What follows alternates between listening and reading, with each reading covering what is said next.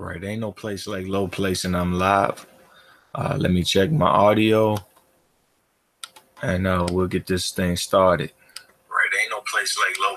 All right, sounds pretty good. Just for a quick check, and recently, probably about 5 days ago, maybe less, maybe a little more, Andrzej Fonfara decided to pull out of his fight with Edwin Rodriguez on an upcoming card, and decided to retire instead. I believe Andres is 31 years old, really years young, right? 30 or 31 years young, but he's had a pretty rough career because he's fought some rough opponents. I say one in particular, it only takes one time to fight him to find out, boxing is a punch-up sport. But Fonfara, 6'3", light heavyweight, 77-inch reach, done nothing but brought the entertainment. You know what I'm saying? What I remember most about Fonfara, as far as his abilities, it wasn't a punch the man couldn't throw. That's and he showed it. We'll get to that in a few fights where he showed it. And it really wasn't a style he couldn't fight. Now, he may have not been able to fight that style as good as everybody would like to, or better than everybody, but it wasn't a style I'd never seen him fight. I'd seen him fight in the pocket. I seen him fight on the back foot. I seen him fight coming forward, and he was exceptional, above average, I should say, at least above average in all of these things, or average at best. And for that size that we just mentioned, and the level of heart that he's shown in fights, that can take you far. So underrated was his footwork. His punch combinations, sometimes the hand speed on those combinations, those things were underrated in Fonfara. But let's get into the fights he had. And let's look at more or less the championship career and when he got to championship level. Well, he would get there by beating Glenn Johnson, Tommy Karpinski, and Gabriel Campillo. All respectable names on your way up. A lot of fighters will have guys like that on their resume. We'll get to another point with Karpinski here in a minute. The Karpinski was prime on prime, two opponents, that don't have O's on their resume, but two opponents that's looking to get to championship level, and they went on some kind of win streak at a certain level, and now these guys duke it out with each other. Or they may have just lost to somebody that's a notch above them, and they're looking to get back. But the Tommy Karpinski fight and the Fonfara fight showed that he's selling out Chicago. The Polish contingent in Chicago will come out to support this guy. Fun fighter and looked to be a championship contender. He would later go on to challenge Adonis Stevenson for the lineal title. Adonis Stevenson signed to Showtime. He would be Adonis's first a Showtime opponent. A lot of people thinking this guy's going to get ran through. They don't have much knowledge on him. And it looks like that's going to be the case at the beginning of the fight. Stevenson comes out and he's trucking. As usual, per usual, Stevenson is trucking. And Fonfara is down about, let's just say a multitude of times, right? He's hit the canvas multiple times. Let's see. Fonfara went down from a straight left midway through the opening round. He got up at the count of two, and action continued. Stevenson hurt Fonfara again seconds later, and the challenger backpedaled and stayed on the defensive for the remainder of the round. A cut opened on Fonfara's right eye in round 3. Stevenson sent Fonfara to a knee in round 5 from a left to the body. Fonfara was quickly up. In the 6th, another left hand to the body hurt Fonfara and sent him back into the ropes. Stevenson looked for the knockout. Fonfara was able to tie him up. To his credit, Fonfara was game and started to land more against the tyrant Stevenson in 7th and 8th rounds. A right hand 30 seconds into the 9th round surprisingly dropped Stevenson and had him bleeding from the nose. All right. Stevenson will recover from that shot, and we got an all-out war for the rest of that fight. And if that's the highlight of Fonfara's career, it ain't not to sell him short, but to fight a fighter like Adonis Stevenson with the capabilities he has with his feet, that left hand, that length, that explosion. Hey, man, if that's what people remember you for, you gave a fight that, you came out healthy. You gave a fight that the people would never forget. I would never forget it. I've watched it multiple times, 12 rounds. I'm talking about a long 12 rounds that I can sit down and enjoy more. Fonfara was really game in that fight. And if you're going to lose a fight, that's how you want to lose. You want to lose you want the fans to say, hey, I got to show up next time. I got to tune in next time. And those things happen. Chavez Jr. would pick Fonfara for a fight, and Fonfara didn't fuck around with him. Stopped him. All right. He wasn't the favorite to do so. The fight after that, he gets a hometown fight in Chicago on Showtime. He wins that fight handily, shows different skill sets. Then he gets into the Julio Cesar Chavez fight, and he's jumping around this man on pivots. He's boxing off the back foot, check left hooks, right hands. He's rolling. I'm just like, yo, what's going on here? He's fighting like a slick fighter with a whole lot of volume. And he had a lot of people curious, what could Fonfara do with a Kovalev after the Stevenson performance, and then the win over Chavez, not just the win, but the knockout win. We were wondering, can we get a Stevenson rematch? Should we want a Stevenson rematch? What about him versus the other champion, Sergey Kovalev?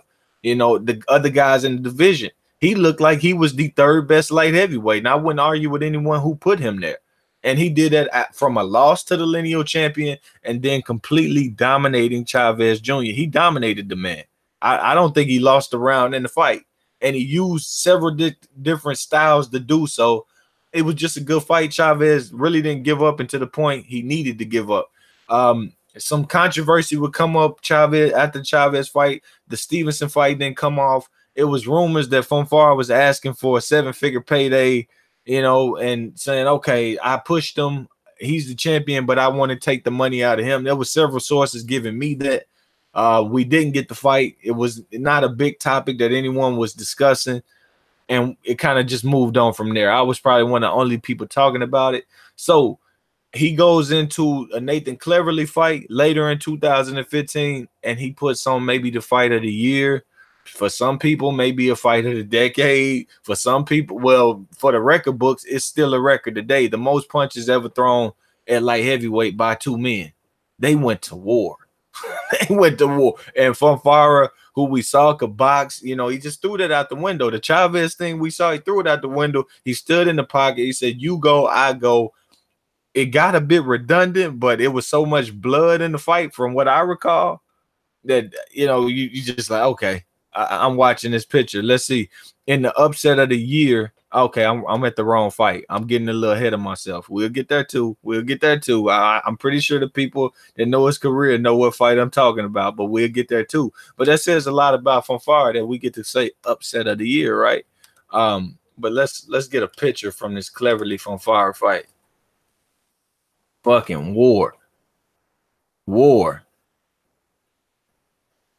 I remember blood. All right. And I remember this being like one of the flagship fights for PBC on Spike. And PBC on Spike TV was war after war after war after war. It was several different. You got from Fortuna versus Vasquez, Khan versus Algieri, Fonfara versus Cleverly. You got Hug versus, and this is coming off the top of the head, people. You got Hug versus Glowacki.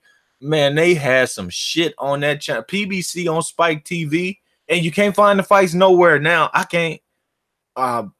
Dog, that shit was crazy. I think they put on Thomas Williams Jr. versus Adonis Stevenson. Man, that shit was lit over there. Algieri versus Amir Khan. And they took it away. It wasn't doing enough ratings. PBC was kind of down at that time. Is what it is. But he would go on to beat Cleverly, another former champion. That would make him now, after his first world title shot, he's now 2-1 versus current or former world champions. All right, he go into the Joe Smith Jr. fight after that beautiful fight, and probably took a lot out of him. You name it, we won't make excuses for him. He came into the Joe Smith Jr. fight, and at the sound of the bell, he comes out swinging. He's hurt Joe Smith. It's not much to cover because Joe Smith, while hurt, ratchets up a big hook. And Fonfara is night. It's over with. He's looking at he after the second knockdown, I believe my man gets put under the turnbuckle. and his head is now in the turnbuckle. If you're looking in the ring, he's just a leg, a torso, shoulders, and turnbuckle. All right, that's what Joe Smith Jr. turned him into. So there was no talk of a lineal title fight anymore after that. No talk of a Stevenson fight. He would need to work himself back up. He's still very young at this point. He's still young today. So goes and gets a Chad Dawson fight. Takes some time out the ring. Chad Dawson, former titleist, former lineal champion, 3-time light heavyweight champion. And he is showing, he's turning back the clock on Andrzej Fonfara. He's turning back the clock. He's looking very good. Older, slicker style. He's a little bit older, so a little holding here and there, but slick nonetheless. Landing a lot of punches, letting his hands go a lot, and he's connecting on Fonfara a lot. Fonfara, he buys some time, let the tide pass, and then he knocks him out in the 10th round. He tires Dawson out, gets the stoppage in the 10th round. Some people disagree with the ref stoppage, but what I can take from that kind of card right there, that kind of fight right there, it's like you would never be mad at seeing that on the card. All right. It's like maybe it's even better than seeing an A-level prospect fight a flat-out bum, to see two guys who can fight. They might not be at their best days, but they can still put on the showing with each other and show some skills here and there, and maybe work their way back in the division, or at least to a title shot or a top contender spot. So I'm not mad at cards like that. That was on a Barclay card of Keith Thurman, Danny Garcia. Erickson Lubin fought Jorge Cotto. And, this wasn't televised. But like I just said, I would have much rather seen that card personally. I'd much rather see that fight. And it is what it is. Another good fight that they had on there, Javier Fortuna versus Velasquez, the Puerto Rican from Spike. I don't know why I'm still thinking about Spike. That's just how lit that shit was, people. That shit was that lit. Whew. Bro, they was putting on some shit, man. I'm pretty sure there's other good ones that I ain't thinking about, but so be it. Then after the Chad Dawson win, he would get Adonis Stevenson, who would be coming off a year layoff. Adonis was probably about 38 at the time. Couldn't get his mandatory to fight him, so he's looking for opponents to take the fight. And the best thing I can say about Andrzej Fonfara, he took the fight other people wouldn't. When Kovalev and Pascal B-Hop, when they wouldn't take the Stevenson fight at first, Fonfara jumped in there, he took the fight. And not only did he take the fight, he performed. Now the second Stevenson fight, it didn't go it didn't go the way the first one did at all. Stevenson jumped on him, stayed on him, and KO'd him in 2 rounds. It was devastating, people. That shit was devastating. Virgil Hunter stands up on the apron, and that's probably why Andres is out now and saying, you look at what happened with Adonis Stevenson, who recently released a picture with his fist up, smiling at the camera, not as bright as he normally does, but smiling nonetheless. Looked like he lost some weight and different things like that, but going into rehab, good for him. It's kind of weird that he releases that picture around the Fonfara retirement. And we also got Fonfara, like I said, that's probably one of the fights he's looking at saying, I've been stopped twice, and he's been stopped 3 times, actually, I believe, throughout his career, early in his career. And we'll talk about that one too. He got stopped in the 2nd round by Derek Finley in Chicago. What would I rate Fonfara? Let me get back to the Stevenson fight. The fight with Adonis, and he's coming off the loss. He's not at his best. He's getting the Chad Dawson KO, TKO, KO, whatever it was. It was a TKO. He gets that. He's not meant to win this fight. He's a big underdog. But I gave credit to Stevenson, saying you're an older fighter coming off a year layoff. You're taking your toughest fight that you've ever had. To that point, Andrzej Fonfara was his toughest fight at championship level.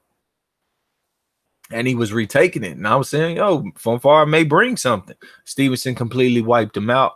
And I honestly think those shots and what happened to Stevenson as well, because it was similar to what happened to him. He gets pushed up against the ropes and he can't do nothing while he's taking punches. Now Stevenson falls.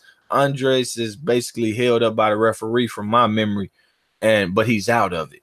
All right. So then he fights Ismail Salah at a cruiserweight. He gets the TKO win and he calls it a career. I'm not mad at that, overachiever maybe. just learned a lot of the sport. Look, if Fonfara, the skill set, the natural gifts, if he can learn all these boxing skills that he had a high guard, he had the ability to catch and shoot, he had the ability to take angles on the Chavez Jr. He had the ability to land his jab and the right hand on Adonis Stevenson from range, come forward. I mean, he was very tough. If he can learn all these skills and apply it to his natural gifts, which may not been the best except for his size, then there's really no excuse for certain fighters, you know. So what would I rate him as a fighter? Just for what he did with a Stevenson in the first fight, I'm gonna say he could fluctuate between a B plus and an A minus level fighter. Like, you don't fight Adonis Stevenson like that in his prime. You just don't. All right. Kovalev and Stevenson put such a big gap between the light heavyweights because of how fucking good they were. And we looked at guys like Fonfara and say, man, he could probably hold a title down right now if he was at his best today. He could easily hold a title down. He could punk some of these guys out. But just Kovalev, Stevenson prime. It wasn't Stevenson's prime, but it's all you're going to know is his prime because, you know, he started late. For him to be able to get in there and do that with Stevenson, I got to, like, that was a A-level performance versus an A-level fighter. So I can't take that away from him. Now, will I say I'm going to keep him right there at A-level? No, I can't do that. He fluctuated. So any given night, maybe a B to an A- performance is what you're going to get out of him. And that's commendable, bro. Like I said, his natural gifts, that's commendable. With that being that's commendable. Best win by far, I'm going to go with the Chavez Jr. fight because he stopped him when he was the underdog. Chavez was getting a lot of hype. Chavez Sr. was telling his son, you making a mistake. And Fonfara came out there and showed the legend. He was right. It was a mistake. Right there in StubHub, he put Chavez Jr. And I believe that might have been, no, that was a Showtime fight. Don't make me lie, because I was going to say that was a Spike TV fight. No, that was a Showtime fight. And he put Fonfara on it. I mean, he put Chavez on his ass. And it was just a good fight, man. He made him quit. And then the next best win, Nathan Cleverly and Chad Dawson. You know, he floated around lineage a lot. Fought for Stevenson's lineal title twice. Chad Dawson, former lineal champ, he fought him. Tommy Karpency fought for Stevenson's lineage, and he fought Tommy Karpency before Stevenson ever did. You know, so credit on those things. You know what I mean? I'm not going to be mad at anybody that gives me this kind of career with the gifts, the natural gifts that he had, which his natural gifts may be what, a B level or less, maybe. And he turned it into being a fighter. His trainer is a guy I like. I don't know his name, but it's the Chicago trainer. I like the guy, man. Sam Colonna. I seen him train a lot of fighters out that area, and he aggressive. You know, he going forward. He with that shit. And you know, that's what was pushing Fonfara in that Stevenson fight. He went to Virgil Hunter, also Joe Goosen. I don't recall the Joe Goosen time, but went to Virgil Hunter for a few of his fights. And that Stevenson fight was one of those. I believe the Chad Dawson fight as well. But overall, little facts from BoxRec. He's 6-2 against current and former world champions with 4 KOs. He beat Byron Mitchell, Glenn Johnson, Gabriel Campillo, Julio Cesar Chavez Jr., Nathan Cleverly, and Chad Dawson, and lost to Adonis Stevenson twice. The loss to Joe Smith, of course, people going to look at it and say, oh, you can't rate him because of that. But Joe Smith went on to put some respect on his name somewhat, knocking Bernard Hopkins clean out the ring. He dropped Sullivan Barrera. And now Joe Smith is going – he lost to Sullivan Barrera after he breaks his jaw in that fight. Now Joe Smith going to be fighting Bivol for the world title, WBA world title. So maybe he teaches the young boy a lesson. We have to see. But salute to Fonfara, man. Respect on that career. Respect for fighting for lineage twice, trying to pull yourself back in. He states that he's okay. He's healthy. He's made a lot of money. He says, you know, he's only retiring because he doesn't have the love to fight no more. And if you can't do it all the way, shouldn't do it at all, maybe. You know, that's the way you get hurt. But yeah, so respect to the career. How come you have discussed the Fonfara retirement, but not a George Groves? I think I did do a George Groves retirement, or I swear I plan to. But I've showed George Groves a lot of respect when talking Badu Jack, and I never really got to do so with Fonfara because, you know, I had to shit on him because of the negotiations for the Stevenson rematch. You know, it's no reason that fight shouldn't have happened if the champion was offering the fight and you know, you hadn't won a title, you're a challenger, my opinion anyways. But respect to the career. Made more Polish fighters look at Fonfara, come over and get the Polish contingent in Chicago, New Jersey, New York, wherever you are. You know, made Fonfara be a torchbearer, and more come because they can fight and they're entertaining. And hey, this is what it is. So probably not gonna be a popular video, but maybe Fonfara listened to it and he's grateful, and that's, you know, that's more than I can ask for. Who knows? But congratulations to Fonfara again, his trainers, his managers, his support system, Chicago for getting behind him, the Polish getting behind him. Congrats on all that.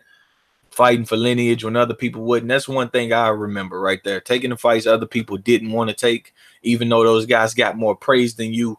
Hey, I'm that guy. I can praise you for that. Hey, but that's the end of the video. Ain't no place like low place. I ask that y'all hit the thumbs up if you already hadn't. If you're watching in the future, hit that thumbs up. Hit the bell icon to get notifications when we go live. If you already haven't done so, also subscribe to the channel if you already haven't done so. Share this with your friends on social media and in your boxing groups and your other sports groups. Ain't no place like low place, and I'm out.